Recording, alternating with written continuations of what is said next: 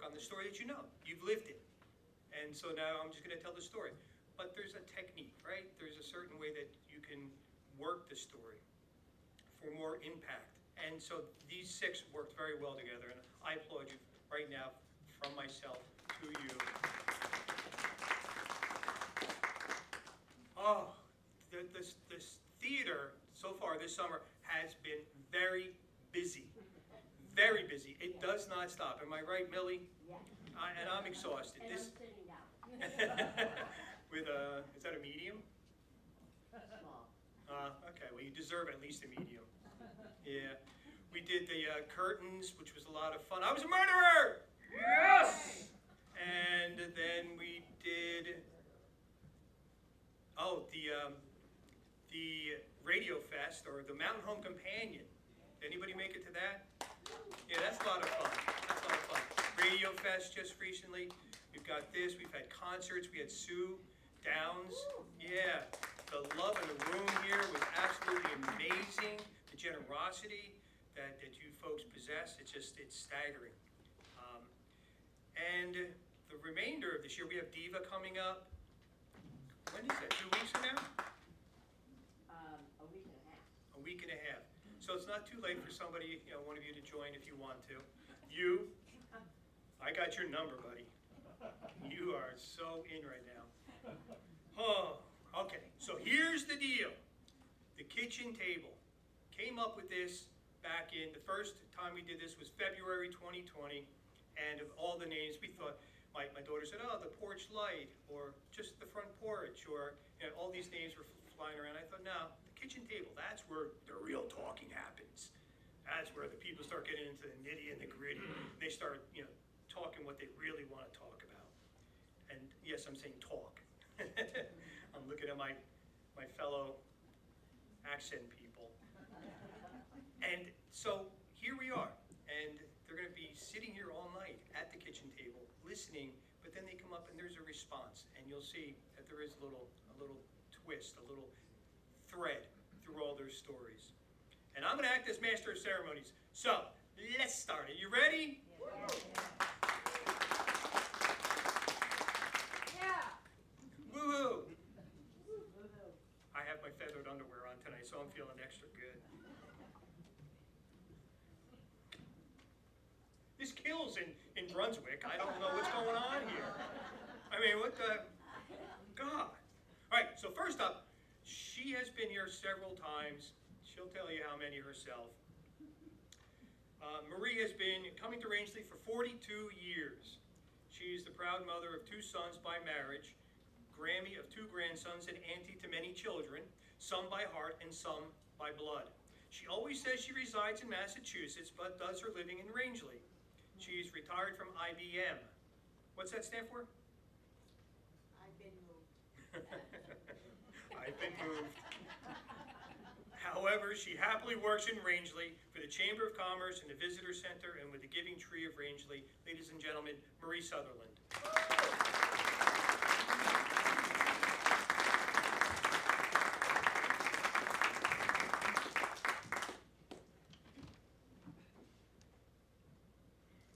So once, not so long ago, to a group of people, Tim said, if you want to know Marie, just listen to her kitchen table stories. So here is yet another chapter in my life. I was raised in Watertown, Massachusetts, so my Boston accent will come through, it happens. And I am the 4th daughter out of 5 girls. But since junior high school, I knew I wanted to go to a 4-year college. No one in my family had ever done it, so it was something I could do that would be first. When you're 4th, finding a first is not the easiest thing. So I went to traditional schools in Watertown. We had 8 elementary schools that went into 2 junior high schools that went into 1 high school. I was painfully shy and not confident at all. So the thought, as I was going through all these schools, that eventually I would get to the high school, terrified me, absolutely terrified me. So when I was in 9th grade, the way the schools ran, it was K through 6, 7, 8, 9 for junior high, and then just a 3-year for high school, 10, 11, 12. So when I was in 9th grade and fearful of going to the high school, the best thing happened. They had an overcrowding issue at the high school. So they decided to create a charter school, which would be 9, 10, 11, and 12, 25 students in each class, and it would start the year I was going to go into 10th grade. So it was going to be based on a lottery system. So I went home and I said to my mother and father, I really want to do this. Can I sign up? They were like, yeah. I had a sister who was behind me by 1 year going into 9th grade when I was going to be going into 10th. And so she said, oh, what the heck? I'll put my name in the lottery too. Of course. She got chosen to go to the charter school. I, however, did not. So she was in the first 4-year graduating class at the charter school. I trucked it off to the high school, where my class was 480 children. Not really where a painfully shy, not confident person wants to be. So, but I was getting through it, struggling through it, and math has never been one of my best subjects. So I had to take Algebra 1 the first half of the year, and then the second half I had to take geometry. So I take geometry. It wasn't really fun for me, all those angles and stuff, but I could play pool later in life, even though I was told I was not good at math. I end up, at the end of the year, passing, skin of my teeth kind of passing, and then I get my report card, and it says, from my geometry teacher, I sincerely believe Marie is mathematically retarded. Nowadays, they couldn't put that on your permanent record, but it's on mine. So I was like, okay, this is great. 11th grade's gonna start. Off I go to the high school again. Not happy, especially not when I'd run into that geometry teacher in the hallway. But I always thought an angle, maybe I could just trip him, but didn't work. So the second week of school, I get through the first week of school, get home, my mother says, I have good news for you. Home base called, and 2 of the students in your grade have decided not to come back. Therefore, if you want to go to home base, you can start Monday. Oh, I was like, yay, 25 kids, not 480 in my graduating class. So off I go to home base. And then my best friend, who I had known since first grade, she also got in because she was on the list right behind me. First thing you have to do at home base, Val, first thing you have to do when you go to home base is, because you're going to be working in the community, you have to learn the Massachusetts Bay Transportation System, affectionately referred to in the Boston area as the T. So you have to do an orientation, and they give you a list of places you and a buddy, so my friend Rita and I, had to get to by the T. We had to go to the Museum of Science, the Museum of Fine Arts, the USS Constitution, Isabella Gardner Museum, and the Museum of Fine Arts. Not that I remember it very well with that. So we get our postcards at every stop, go back to school, we pass, we're good. We can start figuring out where we want to work in the community. So I made the decision that I wanted to work at the New England Aquarium. I always was fascinated by it, and I thought that would be a good spot for me, and I would get English and science credits. So off I go. Next slide, Beth. To the aquarium, twice a week, Tuesdays, Thursdays. Had to be there when the aquarium opened because I was going to be doing gallery talks. So first you had to do all the Mrs. Roberts, my volunteer coordinator, would give you where you were going to be, which animal, which fish, which whatever you were going to be. You did all your own research, wrote your own thing, and then you had to stand up and present it to the kids coming through for field trips. So you know how interested they are. So if you can see at the far side, Watertown Square, onto the 71 bus, boom, into Harvard Square, on the red line, down to Park Street under, on the green line trolley, green line, to the blue line, to another train that got me to the aquarium. Simple, not a bad commute, I'm 15. Nowadays, that would not be allowed. So, but back then, so an hour and a half to commute there, twice a week and back. I loved it. I started to build a little bit of confidence, and I was standing there, I was doing the gallery talks. I was still shy, and it was still difficult, but I managed to get through it. So then I decide, now I'm in the first year of 12th grade, I need to start considering going to a four-year college. It's time. So Peggy McNeil, who was my advisor, and I decide we have to tell my family that this is what I want to do. And they're going to be like, you're never going to get in, go for it, whatever. So I go home and I say to my father, the traditional Italian man, that I want to go to a four-year college. And he says, well, there are rules. Yeah, figured that. So the rule was, you have to stay in Massachusetts, Val. So, oh, not that one, the other Massachusetts. There should be another one. No? Okay, that one. So here's the state of Massachusetts. You have to stay in Massachusetts. You have to go to a state school. You have to figure out, I will pay for the first year.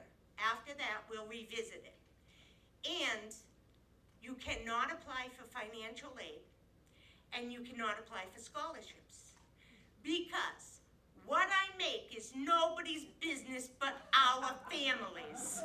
And none of you know, they're not gonna know. Okay. So in the Massachusetts state system, there were quite a few schools.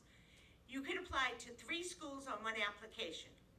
One application fee. Back then it was like $25 for 3 schools. So I did everything and I got the first 3 schools. I'll go Framingham State, Salem State, which is near the ocean, Boston State, because my father said I could commute, so I wasn't going there. That wasn't happening. And then I went to Westfield State and Fitchburg State. So I still had 1 spot left on the application. So I said, North Adams, I'll go to North Adams State. My advisor and I had to get out a map to see where North Adams was, because neither one of us knew.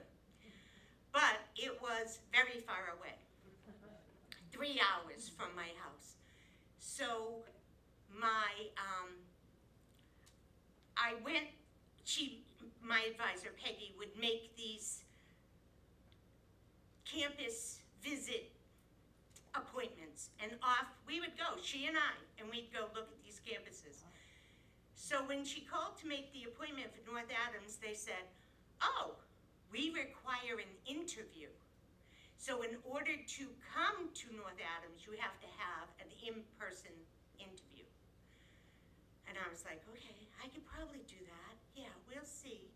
So Peggy and I, now that map.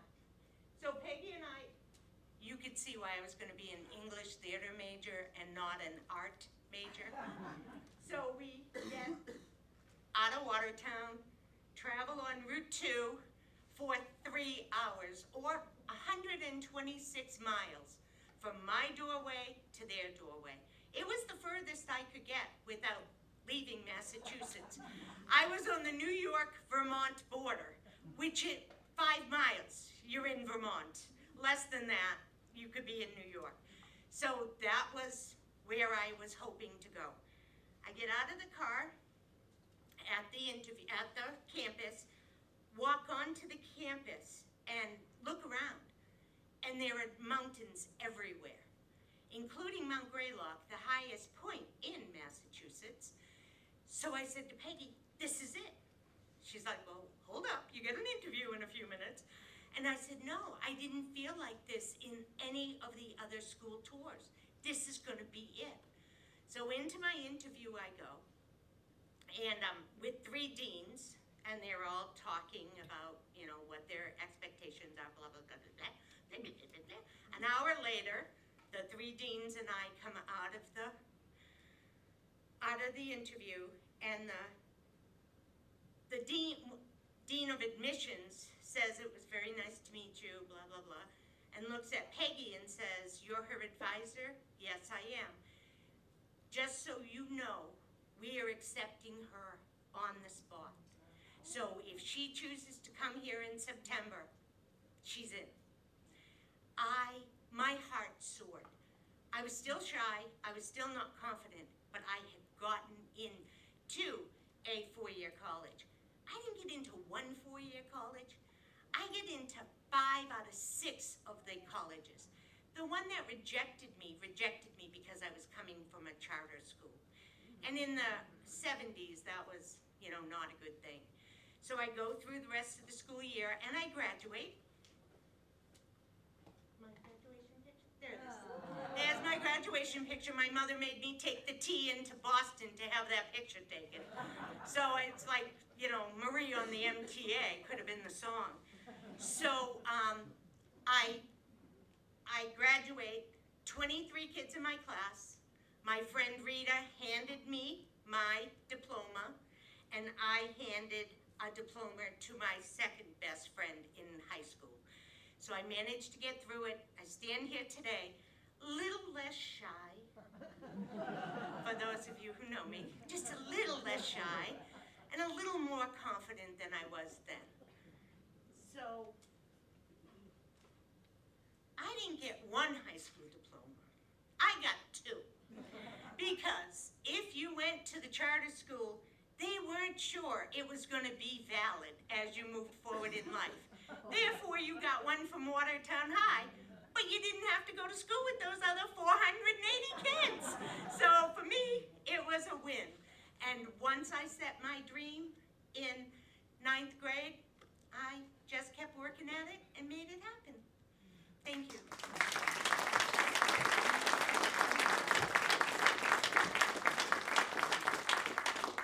Oh, Marie.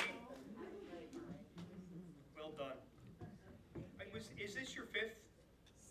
6th. It's her 6th kitchen table.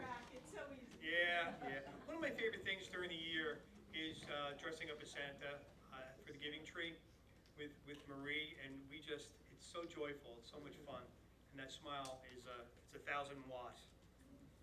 Let's keep her going. This next storyteller, he hails from Topsom, Maine. He works up at Saddleback, at Sarge's.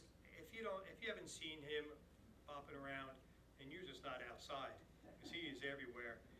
He's also got his own radio show with Levi Washburn, Cracking the Code, and I don't think I'm going to say that. I don't think they'd be.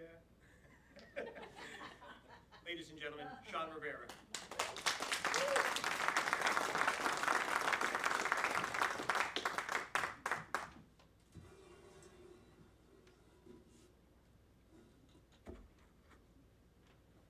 Hello, everyone. The story I'm going to share with tonight is my journey to Rangeley, Maine, where I now live and work. And it started in 1984 when I came up for a week vacation with my family. And I know we don't celebrate it on the 4th here, so it's on the 3rd. But 3rd of July, I remember being in the park there, doing the field games, the balloon toss and egg toss and three-legged race. And I remember my brother and I, we cleaned up pretty good that year. That same year, my grandfather, he was older, obviously, had health issues. And he looked at me and he had said, "Shon, these are supposed to be the golden years. There's nothing golden about them." And that really impacted me. And so I thought about it, and I decided that when I got older, I probably wouldn't have a career, but I would make life my career, because I really wanted to enjoy my life from what my grandfather had said to me. And so because of the lifestyle that I chose, my mom would call me her gypsy. And so in the 90s, as a young adult, I would go out and do section hiking on the Appalachian Trail. And I would see hikers come through every year. And at one point I thought to myself, I want to be that guy. I want to do an Appalachian Trail through hike. So in 2008, a good friend of mine, we flew down to Atlanta. And on April 10th, we began our northbound through hike. September, I made it up to Rangeley.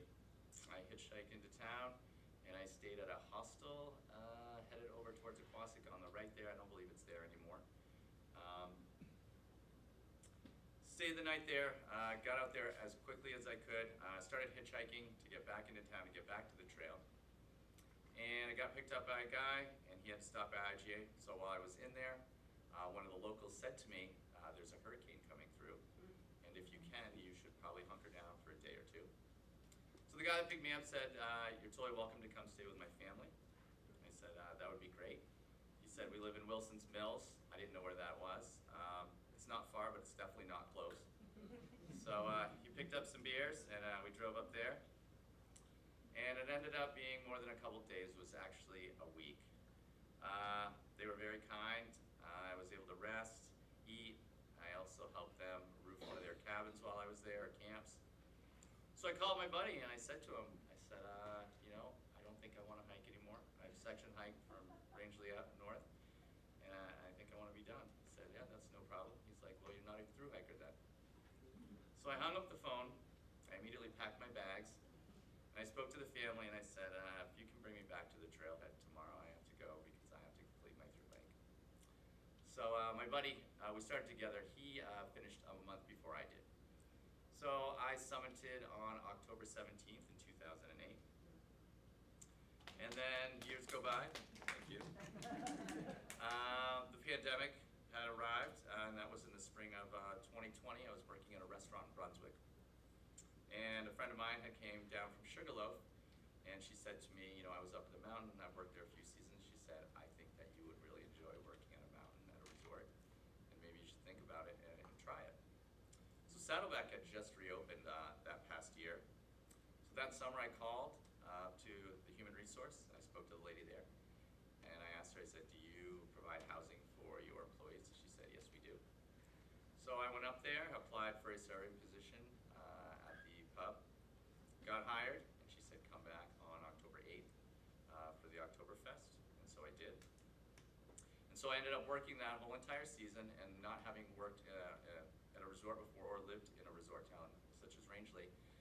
When everything buttoned up in April, she said, "Yeah, we're all done here, so you have off until, I believe it was Memorial Day weekend." So I had planned on a trip to Ireland, where I went and hiked part of the International Appalachian Trail. Came back, worked from Memorial Day all the way till October again, and then the same routine. We had time off until the mountain reopened for Christmas, so I went on another adventure. I don't remember which one it was at that time. So I stayed up there a couple seasons, and I would go and do, on my time off, go do pilgrimages, go on different adventures. So I came down from the mountain. I applied at Sarge's, started working there. They had the same routine. So he said to me, "We just need you to be here Memorial Day weekend to Columbus Day, and then get a couple months off, come back for Christmas." And I do work at the mountain, so I'd still be there up until April, bumping chairs up there.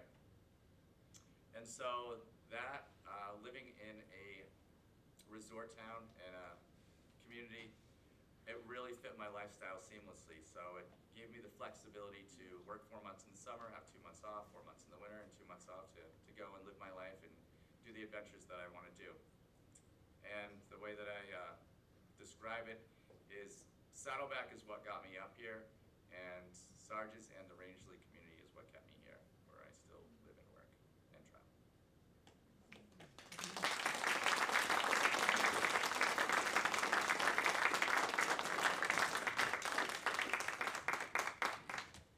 We all have our story. We all have our story how we got here.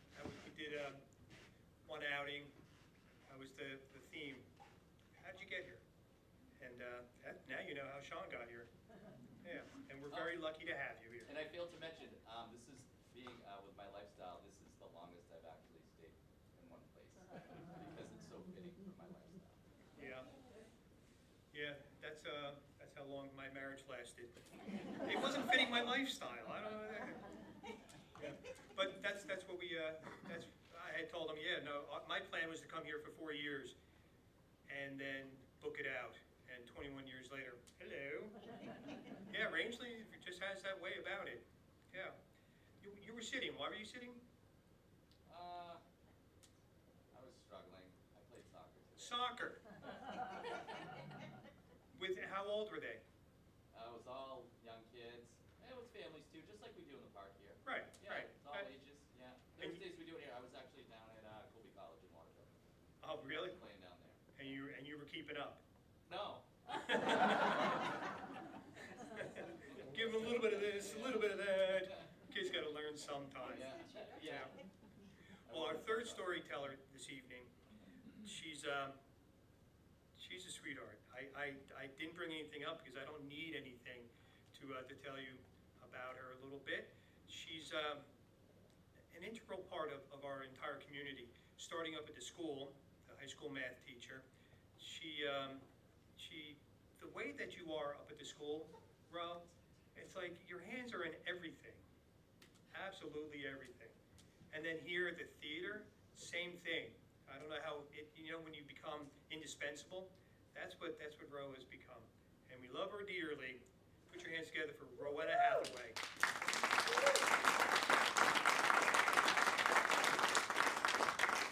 So Marie didn't realize I was the math teacher. Marie, I never would have written that on your report card. So, thank you, Tim.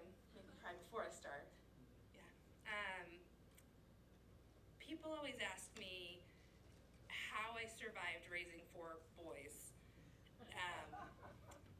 And we tell stories and we laugh because there's a lot of them.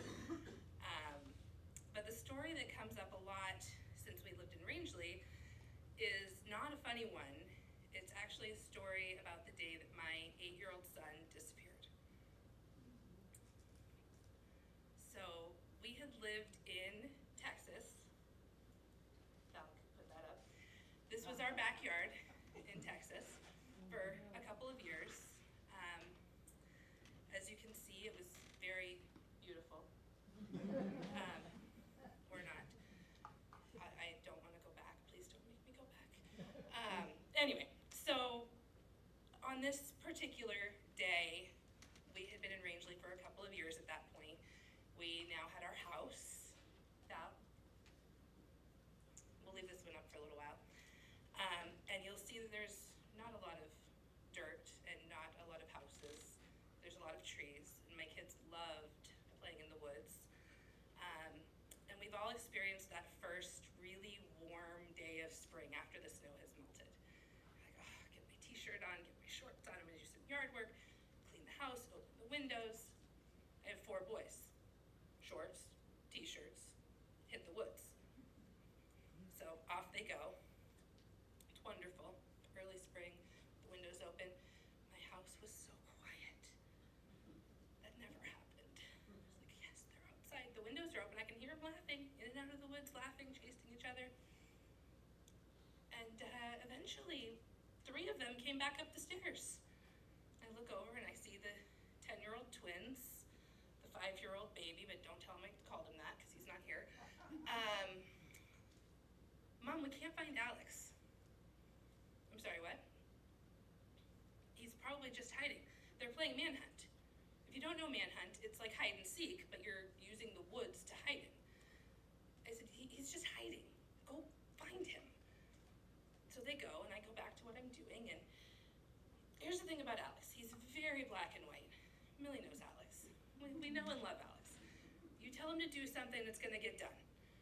You tell him that the goal is to hide and not be found, and he's gonna hide and you're not gonna find him. So I wasn't worried. I go back to what I'm doing, enjoying my peace and quiet. And a little while passes, they come, no, Mom, we really can't find him. I'm like, are you kidding me right now?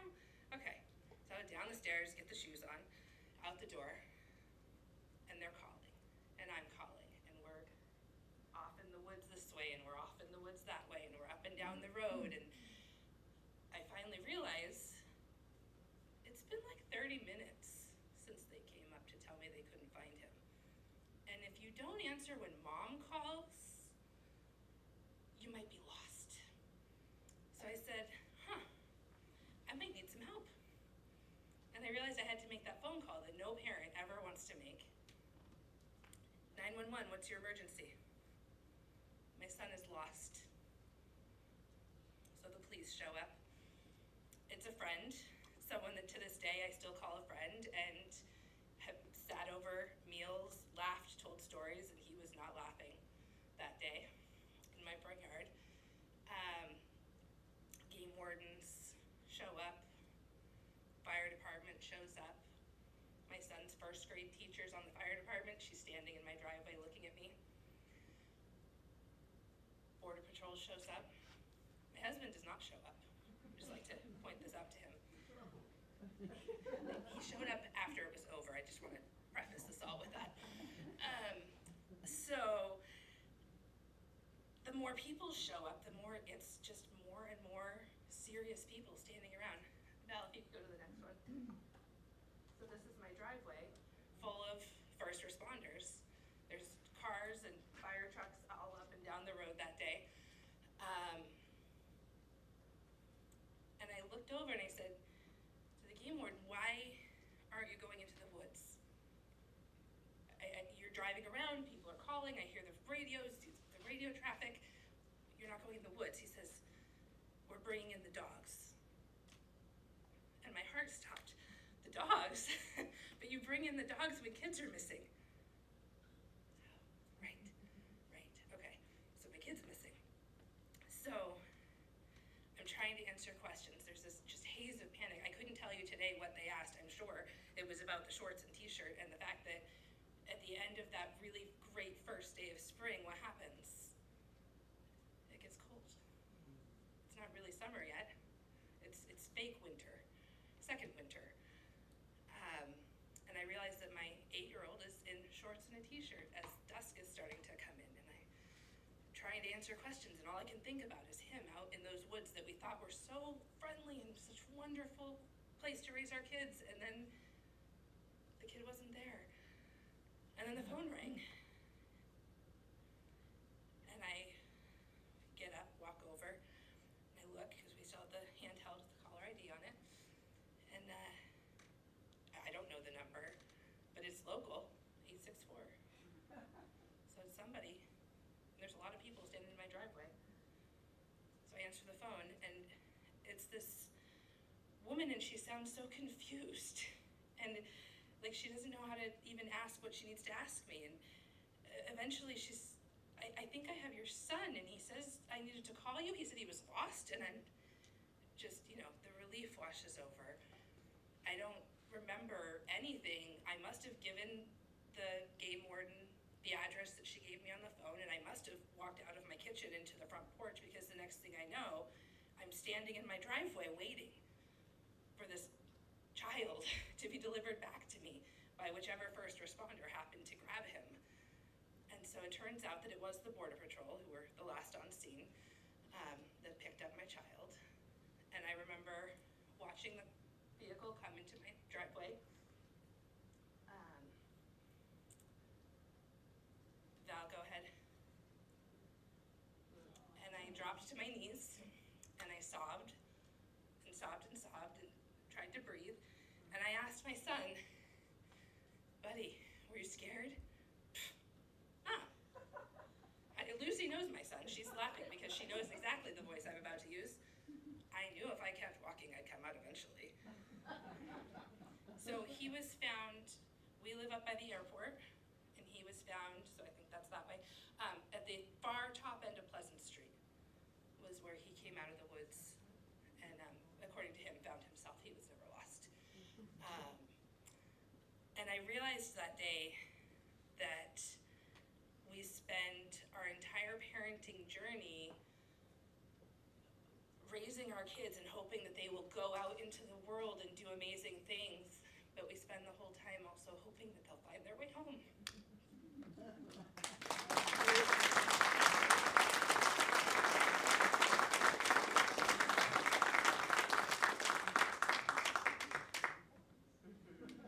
I get the $20? Yeah, there it is. Right at the very end. I'm sitting there, I'm thinking, is she gonna choke up? Is she gonna? There it is at the end. I told them all, yeah, if anybody chokes up along the way, you get $20 out of me. People love it when you do that. That was great. That was great. Thank you for sharing. So I was her neighbor up at school. I was in the English room and she was math. Right next door. Boy, did you make a lot of noise. I could say the same about you, Captain Shakespeare. Yeah. That was me. Okay, you ready for another? Yeah. Are you ready for another? Okay. Good. Oh, now you show up. It's all right. That's Erin and Sue. Hi, Erin. Hi, Sue. Try not to draw Is there a attention to them. recording for them to listen later? Yeah. Oh, yeah. Now we've got it. We've got it going. This next fella, I've just met Bill, and I'm so glad that you decided to join us this evening, along with your wife Clarice, who, this woman, what a dynamo. She is something else. I'm saying that because it's true. Okay, so Bill Leonard, this guy, he's a retired Fed. No, that doesn't mean that he eats a lot. His daughter married a maniac, and Clarice and Bill followed them up to Maine, and they're not here in Rangeley, though, are they? Kittery. So you're close enough but far enough. Very smart, very smart. And we're so glad that you did find your way here. Ladies and gentlemen, Bill Leonard.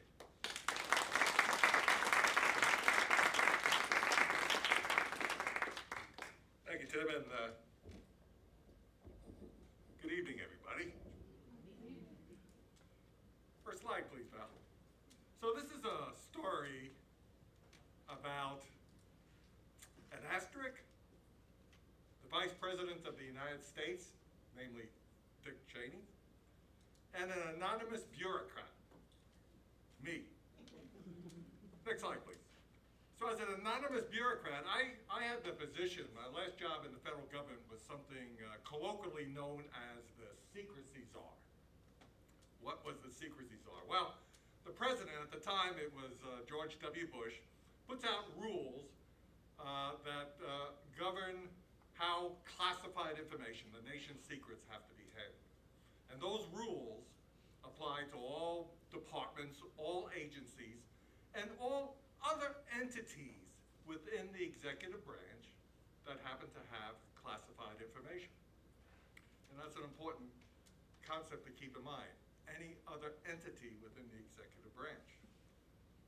Now, when you have a job like that, that entails protecting the nation's secrets, it's kind of hard to let the American people know how well or how poorly their government is doing in that regard, because by its very nature, these are secrets, or at least they're supposed to be secrets. Next slide, please. So what I would do in order to help keep the American people informed in terms of how well their government was protecting these secrets was I would issue once a year a report that was actually public. And this report ostensibly was to the president. Now, I knew the president was a busy guy and he wasn't sitting at his desk waiting for my report to come across it. But it's a report that nonetheless that people in Congress, people in the media, academics, and most importantly, members of the public would read with interest, because it told them how well, or conversely how poorly, their agency, their government was doing when it comes to things that impacted national security.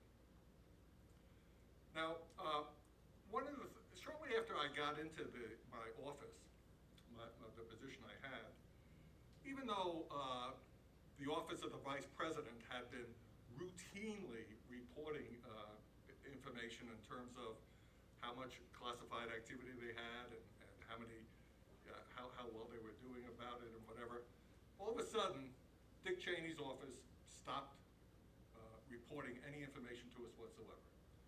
Not only that, but they refused to allow people from my office to review how well they were handling classified information. Now you would think, okay, well, you know, it's a big government. The Vice President's office is relatively small, so, you know, what's the big deal, this relatively small office? It's not really a big deal compared to the Department of Defense or the intelligence community or what have you. But, you know, a thing to keep in mind, next slide please, was that when it came to handling our nation's secrets, the Vice President's office under Dick Cheney actually didn't have a very good record. You may recall there was the issue of Scooter Libby with various leaks in the media, and there was actually a spy in Dick Cheney's office that was disclosing classified information to the Filipino government. So actually it was kind of a big deal. And so I know I was left with a quandary. What was I going to do about this?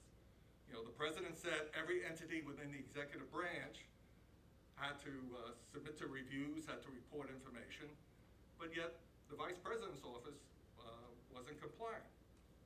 Well, you know, I'm basically a passive-aggressive type of personality, being from New York and what have you.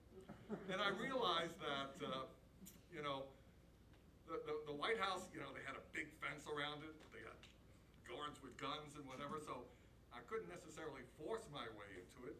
So being the good bureaucrat that I am, I resorted to what any good bureaucrat could do. Next slide, please. I resorted to the asterisks. And basically, what I did is, one year in my annual report, I just included a little asterisk that said, oh, by the way, the Office of the Vice President, the OVP, didn't report any information, and it's not included in this report. As I say, that was my passive-aggressive way of dealing with a recalcitrant Vice President.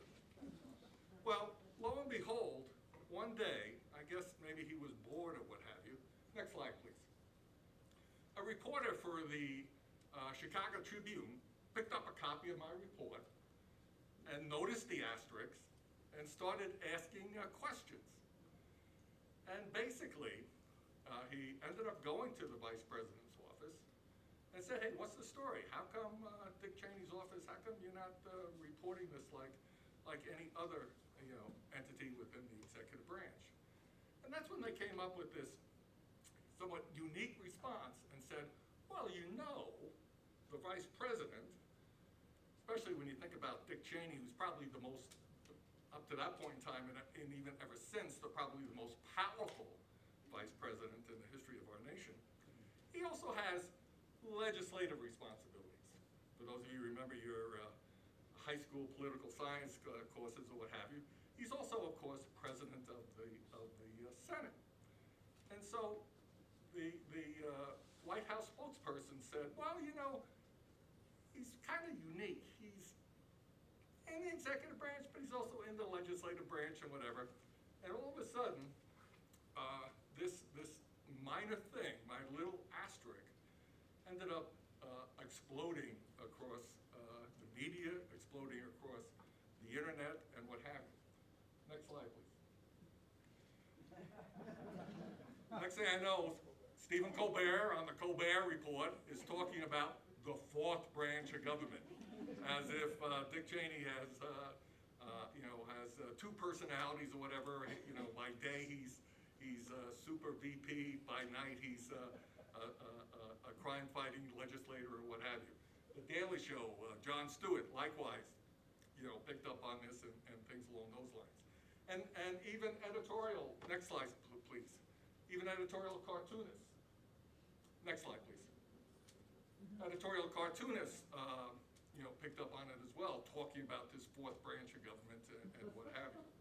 So what should have been just an obscure thing, all of a sudden, it preoccupied every White House press briefing for over a week. And the thing just took a life of its own.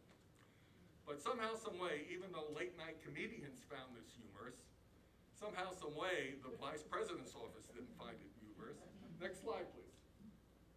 And they tried to abolish my office in response. And so now this is really taking on a life of its own. And the next thing I know, now Congress is getting involved. And Congress is starting to hold hearings. Next slide, please, Val.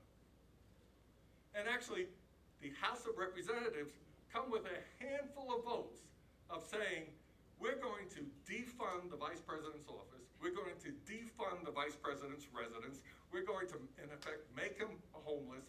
We're going to deprive him of a paycheck until they comply with this obscure federal bureaucrat.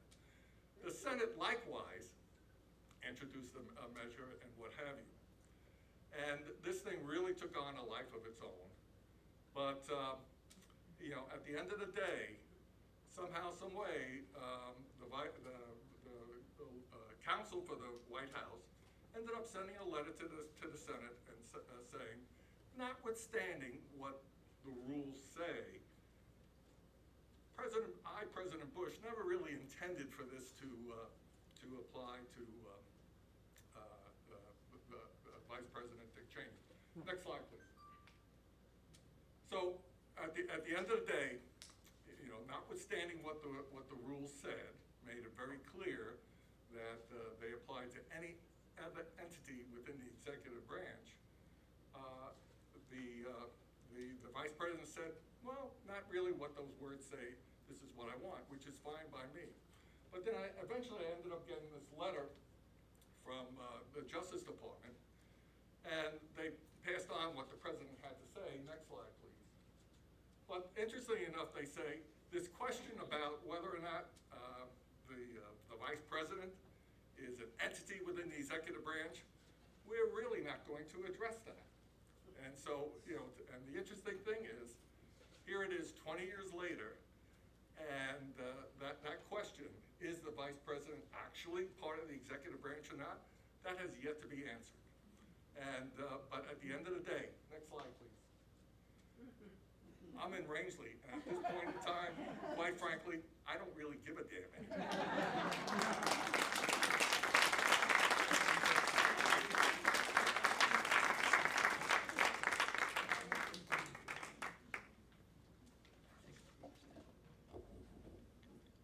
That was very interesting. The hallowed halls of power. Damn, Bill. So I guess when you retire, you don't have to keep secrets anymore, huh? He's got every document that the government's ever had up there. Holy. Very well done. Very thorough. But can you tell me? I would, but I've forgotten. All right, where's Jimmy Hoffa? What's really in Area 51? Do you know? It's right next to Area 52. Who shot JR? Anybody? Jimmy Hoffa. Wouldn't surprise me. Whitey Bulger, probably. Okay, we've got number 5 coming up here. She's also a repeater. What is it, Liz? 3 times now? Something like that. Yeah, something like that. But it's wonderful that you're here to share another story with us. Liz Pimentel has, for 40 years, has been a summer resident here in Rangeley. Marie's been 42, but you're only 40, where she teaches Middle Eastern dance, which I take. Right? Thank you. The rest of the year she lives in the Bronx, New York, with her husband Michael, where she's been teaching neuroanatomy at the City University of New York Medical School. She's also a writer, and you can visit her writing website at elizabethpimentel.net. I have. It's wonderful. Do it. And now, with her story, Liz Pimentel.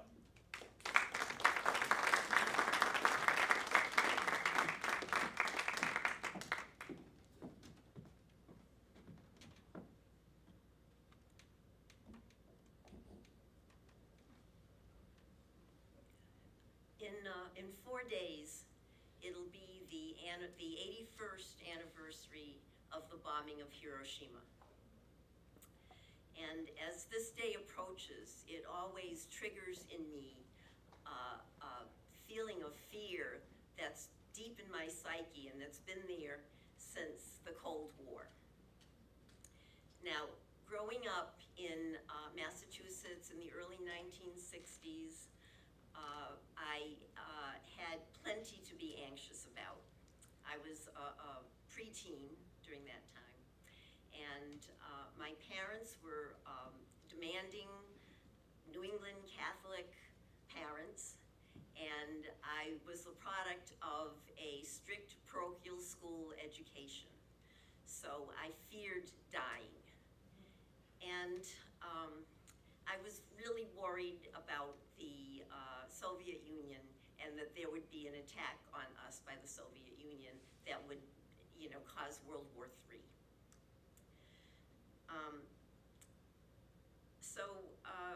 The nuns in my school had us pray for the conversion of Russia to Christianity. And when I went into my parish church, I saw those towering stained glass windows, and they portrayed Jesus being flayed and beaten by Roman soldiers.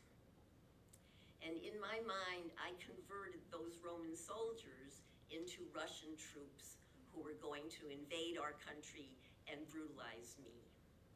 So I lived in constant fear of being, that we would be annihilated. Now, back in those days, today, children have to deal with active shooter drills. But back in those days, we had how fast can you get to the basement drills. So we would have to hurry down to the basement and stand up against the wall, and that was supposed to protect us from the radioactive fallout from the bomb. And so I was living with this fear, and my sister, who's 8 years older than I am, was away at college, and I couldn't even confide in her about my anguish. Now, because of this hysteria that was, in our country, and it was fed by the media and the Cuban Missile Crisis, and just a general sense of panic that was in our society, a lot of Americans converted their basement rumpus rooms into fallout shelters. And schools and public buildings and government buildings and hospitals would designate an area that was underground that the public could go to and protect themselves from radiation. And these buildings were marked with that iconic yellow and black sign screaming, "Fallout shelter," and that was it. And that was supposed to designate, a place of safety and that people could go and be protected. But in my mind, I just imagined, it just reminded me of a big mushroom cloud and all the radiation that was going to be given off and destroy us all. Well, New Bedford, I grew up in the town of New Bedford in Massachusetts, and New Bedford sponsored an exposition of different types of fallout shelters. And they had examples of different cinder block structures that you could build into your own basement to protect yourself from a thermonuclear war. And they had all these different examples, and they showed how these cinder block structures were supplied with things like bunk beds and blankets and canned goods and gallons of water and a few board games and jigsaw puzzles to pass the time while you were waiting for the radioactivity to decay to a safer level so you could go back outside, supposedly. New Bedford is a mill town, and it produced, it had a lot of factories that produced drills and bits and tool dyes and textiles. And these were all things that were really needed in a war effort.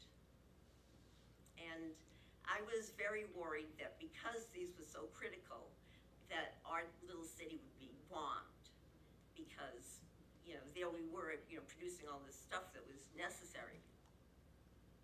And New Bedford's also on the East Coast, so it was right there. If a submarine wanted to come across the Atlantic and, you know, attack us, it was very easy, and also easy for an atom bomb to be dropped right on our city. So I was kind of living with, you know, in just total fear of devastation. And I pleaded with my parents, you know, please build a fallout shelter in our basement. And they said no. And my mother, you know, tried to reassure me. And she said, well, if there's ever a war, we will drive to Missouri, where we have friends and they have a tornado shelter, and we'll go into their tornado shelter and ride it out there. But, you know, it begs the question, well, what if, you know, we don't have enough warning that there's going to be a war and we can't make it out there? And, you know, those tornado shelters might be good for a Midwest twister, but I'd seen the movie The Wizard of Oz, and I knew that those wooden doors to those shelters weren't going to prevent radiation from getting in there. Okay, so my parents had other friends that lived in the town next door to New Bedford, Dartmouth. And it was Mr. and Mrs. Torres.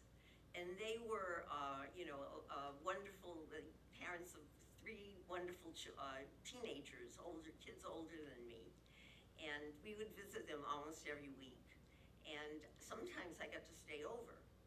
And when I stayed over, they treated me royally. Mrs. Torres would make me the, you know, hamburgers with all the trimmings, and let me stay up late at night with the older kids, who were like an older sister and brothers to me, really. And Mr. Torres even had a royal name for me. He called me Queenie, because my name's Elizabeth, like the Queen of England. So I, you know, loved this family. I trusted them. They were very loving and generous, and I followed Mr. Torres around relentlessly. So one day, Mr. Torres was in his basement cleaning and filleting some fish that he had caught. And he was a very practical man, and you know, he had problem-solving skills that he put to use to create things and fix things. So he had made this scraper that out of a wooden handle, to which he had nailed metal bottle tops, bottle caps, that he used to then scrape the scales off the fish. And you know, I watched him, and I remember his strong arms and hands that he had gotten from all those years of working in one of those drill-making factories that I talked about earlier. And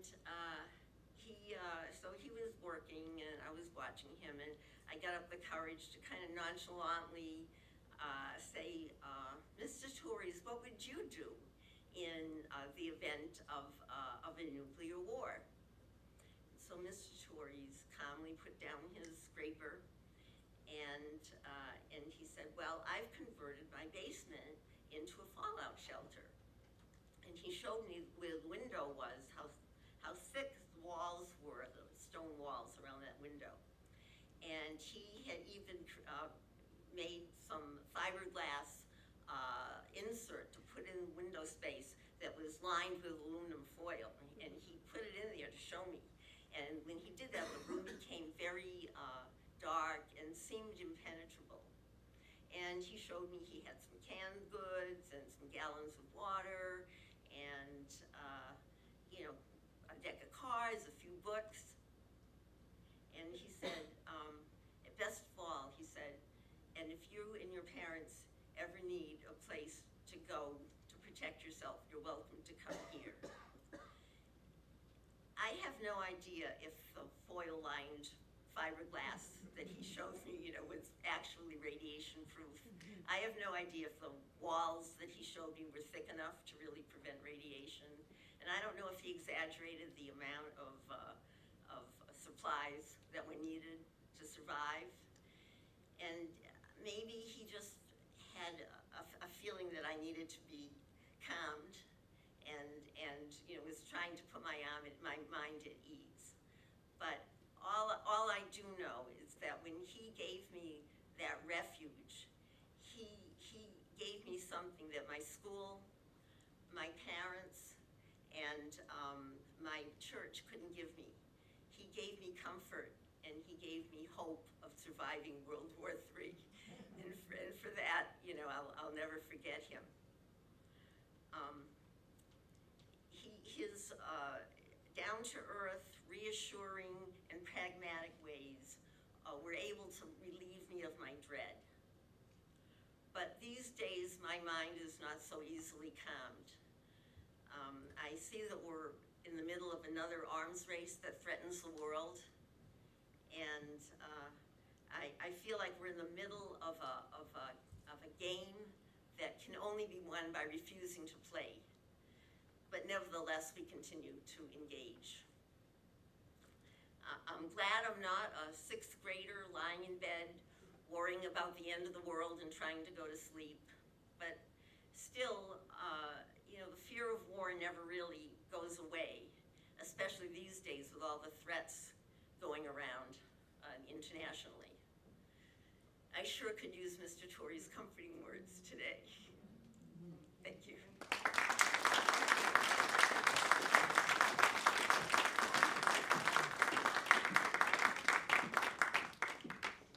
We could all use a little Mr. Torrey. Thanks, Liz. That was something. As a teacher, having been in the classroom when they're having the drills, it's a wild experience. Something maybe we should all get to enjoy sometime. Huddling in a corner with children, with the lights off, locking the door, and yeah, it can be scary sometimes. No? Yeah, sure can. So now we've arrived at number 6, the 6th of 6. Are you enjoying the stories? Yeah. I hope so. They really are something. This next fellow, he's been a longtime resident of Rangeley. He's an ardent RFA supporter. He's also appeared on stage in many capacities, numerous times, including Death of a Salesman and Arsenic and Old Lace, The Odd Couple. A lot of fun to work with this guy. He's a forester, trail maintainer, and a local dad. He enjoys paddling, woodworking, and small-town community theater. He's the human version of Mark Trail, Dan Simonds.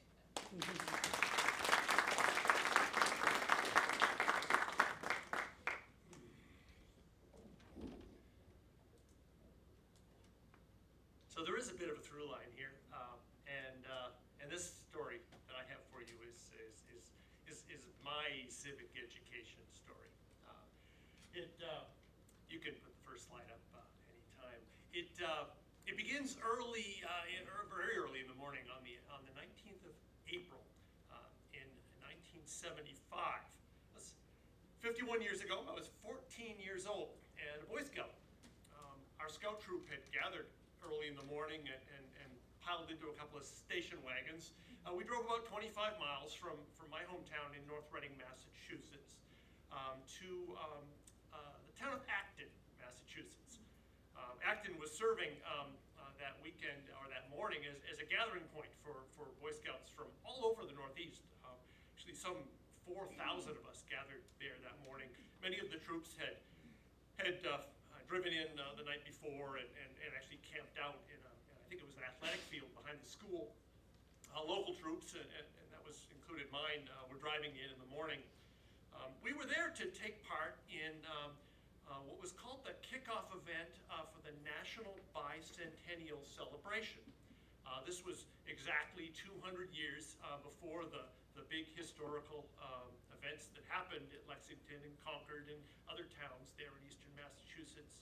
It started what we now call the War of Independence and, of course, the birth of our nation.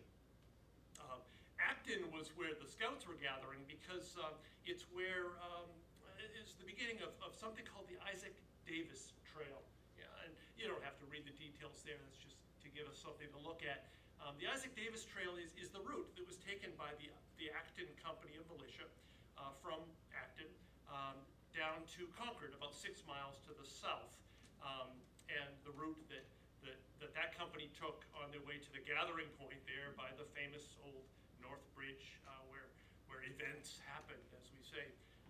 The Boy Scouts that I was part of were walking that same trail that day as part of the commemorations for that.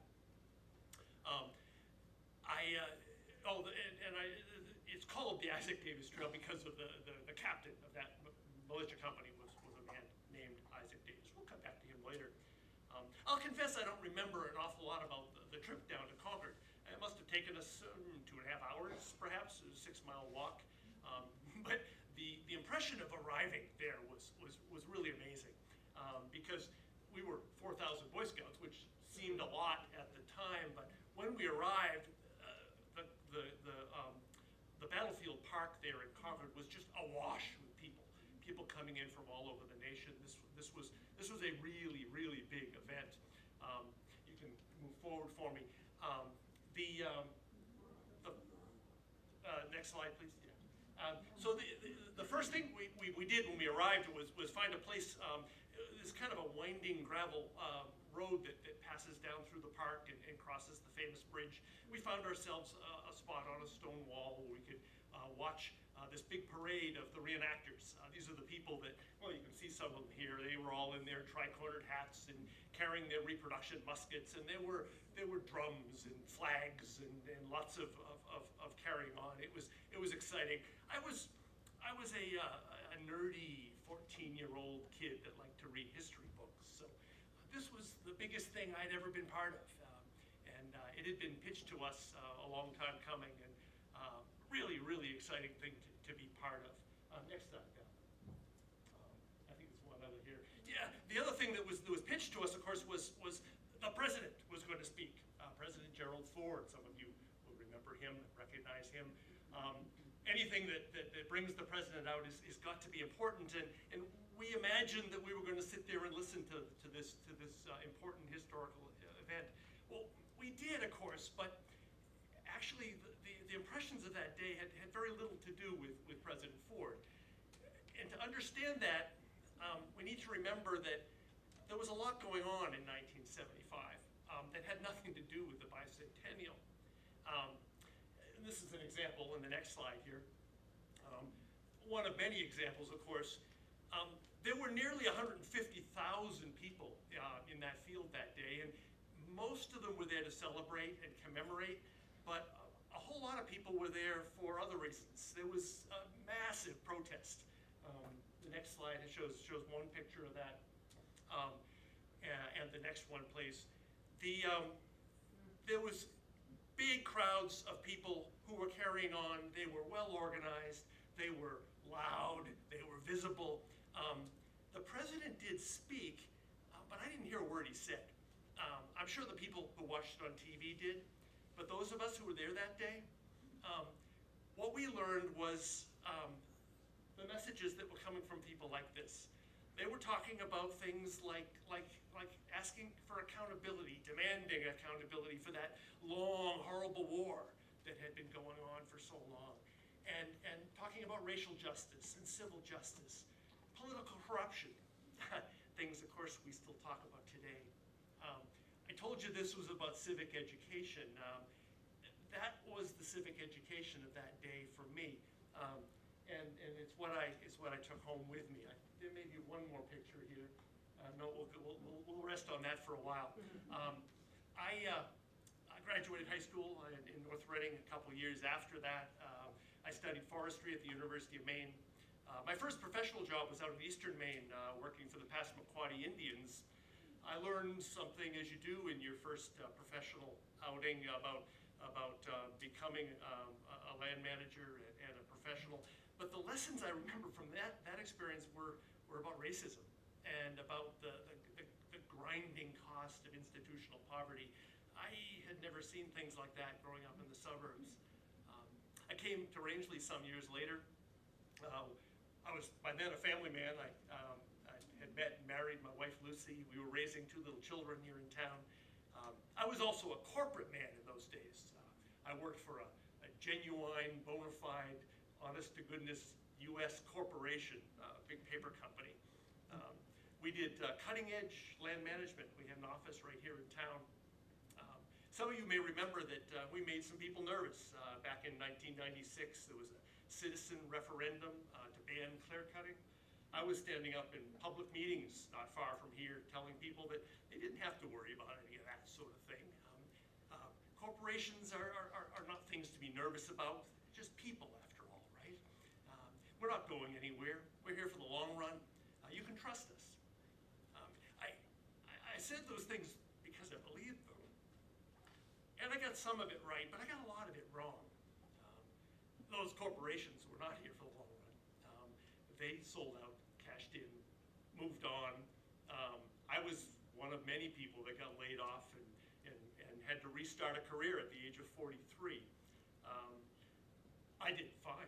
I landed on my feet, started a new business, have done very, very well. But I watched other people who didn't. Again, the costs of all of that are still here. And we live with them to this day. So here I am, at that age in life when I'm starting to slow down, starting to take more time to enjoy life. I'm spending time with my grandkids and thinking about retiring even. The end of April, yes, almost exactly 51 years after this story I started with here, I got a phone call. Actually, it was an email, and then a phone call, and then another phone call. And you see, people wanted to talk to me about the election we're having this fall. Turns out that there was a deadline pending, and if somebody didn't step up, you and I, people here in Western Maine, were not going to have a proper choice about who was going to represent us in the state legislature. That just bothered me. And I realized that wishing somebody else would do it wasn't going to work. So you can probably guess, I decided to put my name in and agreed to step up. And when you go to the ballot on November 3rd, you'll see my name there. Something I never thought I was going to do. Something I never thought I would ever do. And oddly enough, in reflecting on it, go to the last slide, please, Val. I found myself thinking again about Isaac Davis. I didn't tell you his whole story. You see, he was elected to be the captain of the acting company of militia, in part because he was a gunsmith. And as a gunsmith, he had the skills to ensure that his company was a bit better equipped and better prepared than some of the other companies that showed up on that morning. And when the question came about how to push those bridge soldiers off of that bridge and out of Concord, well, the acting company went first. And Isaac Davis, he never went home that day. That's why they made a bronze statue of him.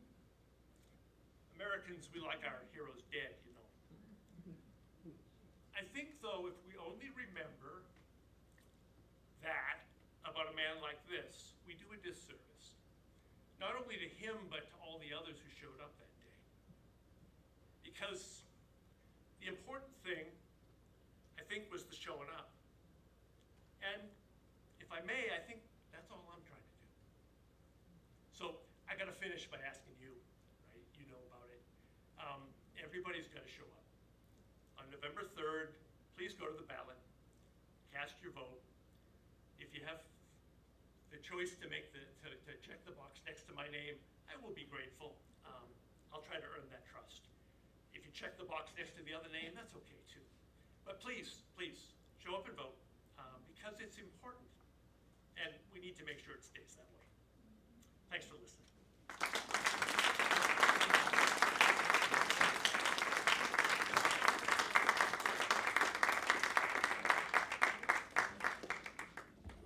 Yeah, I want to thank you all for showing up here today. Yeah, it was 6 storytellers. While I have you, let's thank Val up in the booth. Val, Randy and Diane, they're filming the whole thing, they're recording it, so you'll be able to see a version of this on YouTube down the road. You say, I want to get another look at that. Please, by all means, go on to T. Straubster. That's a little plug. And you're sitting out there and you're listening and you're thinking, oh yeah, no, I have stories. Well, by all means, here's the stage. And we'll be back again next summer. We were going to do it on July 10th, but then we had to push it to today. But did we not have 6 fantastic storytellers? Shon Rivera, Sutherland, Liz Pimentel, Rowenna Hathaway, Leonard, and Simonds. Thank you all very much